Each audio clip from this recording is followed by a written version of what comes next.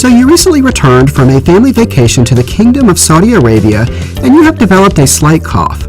You snuggle into your sofa with a bowl of chicken soup and turn on the evening news. To your surprise, the top story highlights recent panic over a new deadly viral infection called Middle East Respiratory Syndrome, MERS or MERS. Should you call your doctor? Should you call an ambulance? Or should you simply tuck yourself into bed after 2 ibuprofen tablets and ignore the news altogether?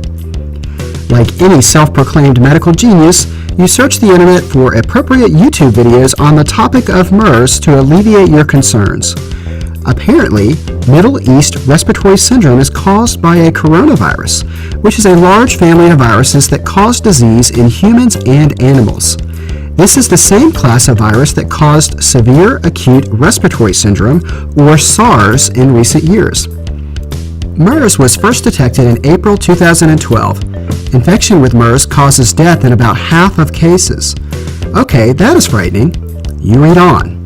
The symptoms of MERS include cough, fever, and shortness of breath. Severe cases may progress to pneumonia and may include diarrhea, kidney failure, and death. There's that word death again. Now you feel a little nauseous. As the name implies, the origin of the virus seems to be the Middle East, including your recent vacation spot, Saudi Arabia. Recently, there have been documented cases in Europe, and as of May 2014, the United States had 1 documented mild infection. These cases occurred in people who had recently traveled to the Middle East. Scientists investigating the origin of the virus believe that it may have originated from domesticated camels. You recall several fun nights of disco dancing with Marcus the camel and begin to have some regrets. On a more serious note, MERS coronavirus can be deadly, but let's keep things in perspective. First of all, most strains of coronavirus are mild. Some strains of coronavirus cause the common cold. You have likely had a case of coronavirus yourself. Other common viruses, such as influenza, can also be very severe at times. What makes MERS potentially dangerous is the fact that it is new to humans. It is rare for viruses to pass from animals to humans, and the human immune system may not be prepared for such a novel virus. There is no specific treatment for MERS, but fortunately, most cases pass from person to person are mild.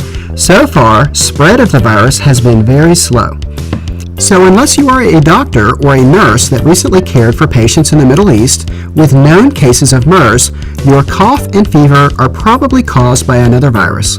But don't take my word for it. Talk to your doctor if you or Marcus develop any unusual symptoms. Remember, to all you sofa doctors out there, diagnosing or treating anyone based on internet videos is generally a bad idea.